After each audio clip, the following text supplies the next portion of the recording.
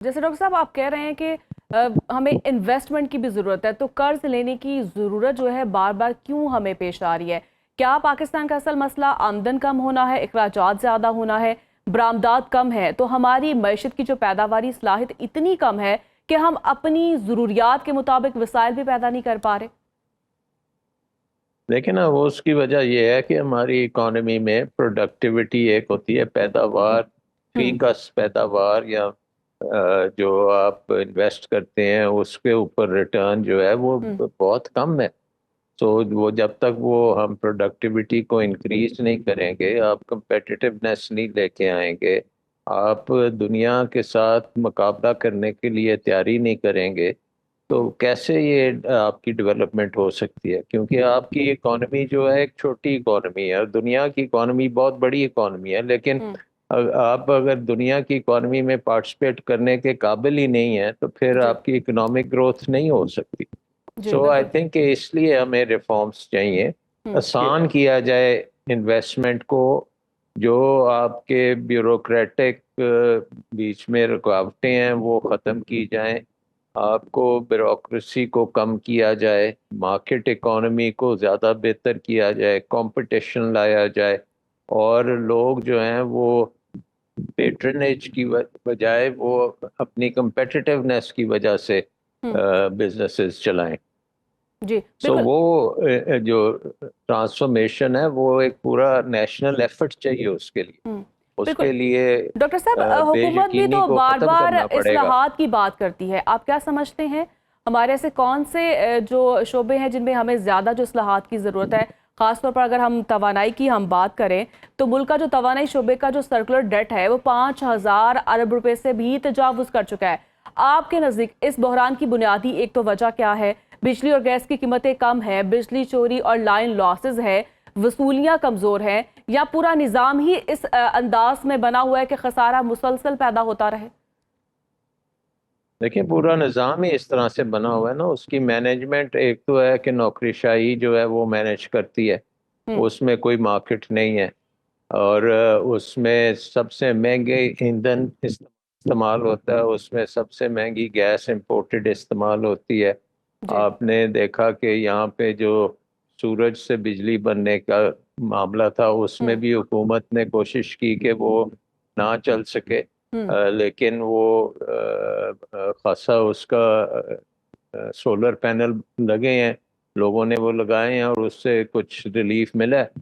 اور آگے چل کے آپ کو ہوں اور کرنا پڑے گا، آپ کو امپورٹڈ بجلی کی بجائے آپ کو ڈومیسٹک سارا بجلی کا کام کرنا پڑے گا. آئی پی پیز کے جو معاہدے ہیں اب یہ جیسے جیسے ختم ہوتے ہیں تو ان کو آپ دفناتے چلے جائیں. آپ کو ہوں ایک مارکیٹ چاہیے بجلی کی، ایک مارکیٹ چاہیے گیس کی، مارکیٹ ہوں چاہیے بالکل. پیٹرول کی. وہ ساری چیزیں بنائیں، ہوں جو بیوروکریسی ہے اس کو اس میں سے نکالیں، رولز جو ہیں اس کو ڈی ریگولیٹ کریں، آسان کریں بزنس کو کھڑا کرنا اور اس کو چلانا پاکستان میں، اور چھوٹے صنعت کاروں کو پروموٹ کریں. جی سو یہ چیزیں تو سب کو پتہ ہے کہ یہ کرنی ہے، لیکن کوئی کرنے کو تیار نہیں. جی بالکل. اہم سوال یہی ہے کہ اصلاحات کی تو بات کی جاتی ہیں لیکن اصلاحات کہیں دکھائی نہیں دیتی. ڈاکٹر صاحب، بجلی کے ساتھ ساتھ گندم، آٹا، چینی، سبزیاں اور پھل، ان بنیادی اشیاء کی قیمتوں میں اتار چڑھاؤ مسلسل عوام کو متاثر کر رہا ہے. آپ کے خیال میں پاکستان میں خوراکی قیمتوں کا جو بنیادی مسئلہ ہے وہ پیداوار کی کمی ہے، یا پھر ہماری ذخیرہ اندوزی، ہماری منڈیاں، درآمد اور برآمد اور حکومتی پالیسیوں میں ایسا تضاد ہے جو کچھ عرصے بعد ایک نیا بحران پیدا کر دیتا ہے؟ دیکھیں، ہمارے مین جڑ جو ہے وہ حکومت کی پالیسیز ہیں، جی اور کیونکہ پورا ایگریکلچر سیکٹر جو ہے وہ حکومت کے جو بیوروکریسی ہے اس کے چنگل میں ہے. اگر آپ دیکھیں کہ ہر پروڈکٹ جو ہے، گندم ہو، کوئی کاٹن ہے، گندم ہے، شوگر کین ہے، اس میں حکومت کی غلط پالیسیز ہیں. اس کے بعد حکومت نے انفراسٹرکچر ہی نہیں بنایا، پانی کا نظام بہت خراب ہے، ماڈرن لائنس پہ نہیں ہے، جی بیج کی انڈسٹری نہیں ہے کیونکہ ماڈرن بیج نہیں بن رہے. جیسے دنیا میں بڑی ترقی ہوئی ہے بیج کی انڈسٹری میں، وہ پاکستان میں نہیں ہوئی. پاکستان میں بے شمار سرکاری ادارے ہیں جو یہ ریسرچ کرتے ہیں، لیکن انہوں نے ان کو کوئی کامیابی نہیں ہوئی، نہ کاٹن میں ہوئی ہے، نہ ویٹ میں ہوئی ہے، اور نہ ہی سبزیوں اور پھلوں میں ہوئی ہے۔ سو آئی تھنک ایک ٹوٹل فیلئر ہے، جیسے محسن نقوی صاحب نے فرمایا کہ یہ نظام جو ہے یہ فیل ہو چکا ہے اور اس کو ریپلیس کرنے کی ضرورت ہے۔ اور میرا خیال ہے کہ اس نظام میں بجلی کا نظام ہو یا ایگریکلچر کا نظام ہو یا انڈسٹریل نظام ہو، اس میں نمبر ایک کمپٹیشن لانا بہت ضروری ہے، اور دوسری چیز یہ ہے کہ پرائیویٹ سیکٹر کے راستے میں جو رکاوٹیں ہیں وہ ساری دور کرنے کی ضرورت ہے، اور بیوروکریسی کو چھوٹا کرنے کی ضرورت ہے تاکہ ٹیکسوں کا بوجھ جو ہے وہ بھی کم ہو سکے۔ سو یہ کام اگر آپ کریں گے تو اکانومی جو ہے وہ رسپونڈ کرے گی، ایک انویسٹمنٹ آئے گی، ماڈرنائزیشن ہوگی، ٹیکنالوجی آئے گی، کیونکہ اس وقت تو انویسٹمنٹ اتنی کم ہے کہ آپ کی جو پرانی مشینری ہے اس کو بھی آپ ریپلیس نہیں کر سکتے۔ سو آئی تھنک کہ یہ ٹیکسوں کا نظام، بجلی کا نظام، انڈسٹری، ایگریکلچر کے اوپر کنٹرول، پانی کی مینجمنٹ، یہ ساری بڑے دقیانوسی طریقے سے ہم چلا رہے ہیں اور ان کو ٹھیک کرنے کی ضرورت ہے۔ بالکل ڈاکٹر صاحب، جیسے آپ نے سسٹم کی بات کی، خوراک مہنگی ہو، بجلی اور گیس کے بل بڑھیں اور پیٹرول کی قیمت میں اضافہ ہو، تو یہ تو ایک بات ہے کہ جو قوت خرید ہے وہ متاثر ہوتی ہے۔ کیا پاکستان میں مہنگائی کو صرف شرح کے ذریعے دیکھنا درست ہے؟ کیونکہ اگر مہنگائی کی رفتار کم ہو بھی جائے لیکن اشیاء کی قیمتیں پہلے ہی بہت بلند سطح پر پہنچ چکی ہوں تو عام آدمی کے لیے حقیقی ریلیف پھر کیسے ممکن ہوگا؟ دیکھیں، عام آدمی کے لیے حقیقی ریلیف روزگار کے مواقع ہیں، ان کی آمدن میں اضافہ، ان کی جو ابیلٹی ہے کہ وہ اپنا پروڈکٹیوٹی دکھا سکیں، ان کی تنخواہیں بڑھ سکیں، وہ پیداوار زیادہ کر سکیں، مشینز ان کو میسر ہوں، نئی ٹیکنالوجی میسر ہو، ایجوکیشن میں بہتری آئے، ہیلتھ میں ان کی بہتری آئے، یہ ساری چیزیں جو ہیں یہ یکمشت آپ کو کرنے کی ضرورت ہے۔ جی اور جو نظام پرانا ہے اس نے یہ چیزیں نہیں ڈلیور کی، اس لیے یہ نظام جو ہے یہ اب اپنے آخری دموں پہ ہے، اس کو دفنانا پڑے گا اور ایک حقیقی مارکیٹ اکانومی بنانی پڑے گی جس میں سرمایہ کار جو ہے اس کو سرمایہ لگانے میں کوئی ہجک نہیں ہونی چاہیے، کوئی دشواری نہیں ہونی چاہیے، اور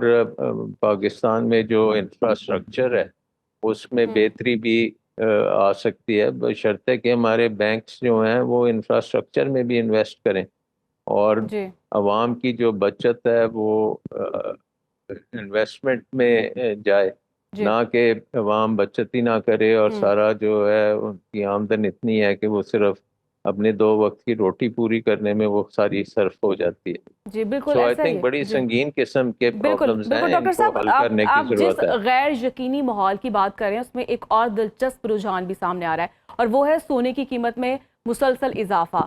پاکستان میں سونا تقریباً 5 لاکھ روپے فی تولہ کے سطح کے قریب پہنچ چکا ہے۔ اب اسے صرف عالمی منڈی میں سونے کی قیمت بڑھنے کا نتیجہ سمجھتے ہیں یا پھر پاکستانی عوام کی جانب سے اپنی بچت کو روپے کی بجائے سونے میں منتقل کرنا بھی اس کے پیچھے کا اہم وجہ ہے؟ کیا سونے کی طرف بڑھتا ہوا رجحان پاکستانی معیشت پر اعتماد کے بارے میں کوئی ہمیں پیغام دے رہا ہے؟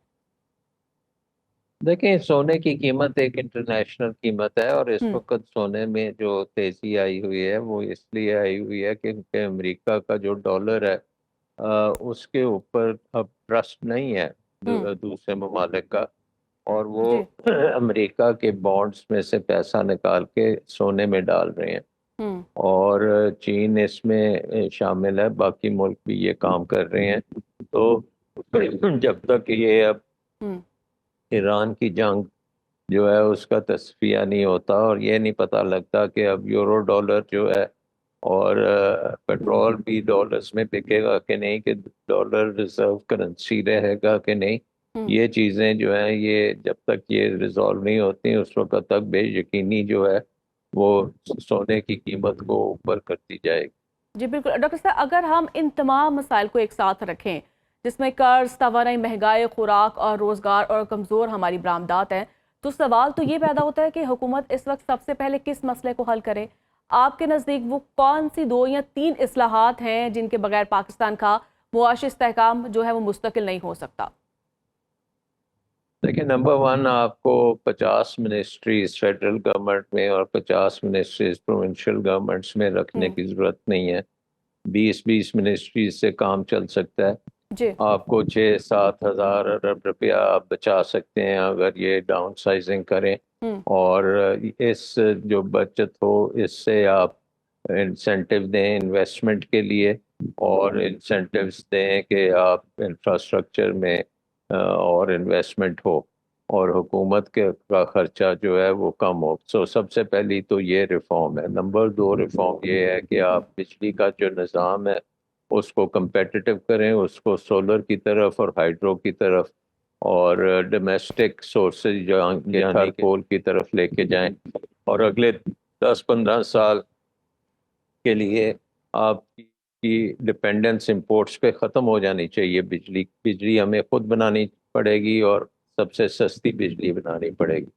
اس کے ساتھ ساتھ پھر آپ کو اپنے بچے جو اسکولوں میں نہیں ہیں ان کو اسکولوں میں ڈالنا پڑے گا، ٹیکنیکل ٹریننگ دینی پڑے گی، صحت کے نظام کو اور بہتر کرنا پڑے گا، ہیلتھ کارڈ جو ہے اس کو فعال کرنا پڑے گا تاکہ لوگوں کی صحتیں بہتر ہو سکیں اور عوام جو ہے وہ پارٹیسپیٹ کر سکے اس پاکستان کی معیشت میں اور پاکستان کی انڈسٹری میں اور زراعت میں. اور بہت سے لوگ جو ہیں وہ شہروں کی طرف آ رہے ہیں تو آپ کو شہروں کی اکانومی کو بھی ٹھیک کرنا پڑے گا. یہاں پہ ماڈرنائزیشن کرنی پڑے گی، لوگوں کی رہائش کا بندوبست کرنا پڑے گا. یہ تو نہیں ہو سکتا کہ وہ سارے فٹ پاتھوں پہ رہیں گے یا وہ کچی آبادیوں میں رہیں گے. آپ کو بے شمار آپ کی اپرچونٹیز ہیں، ان پہ آپ کو کام کرنے کی ضرورت ہے.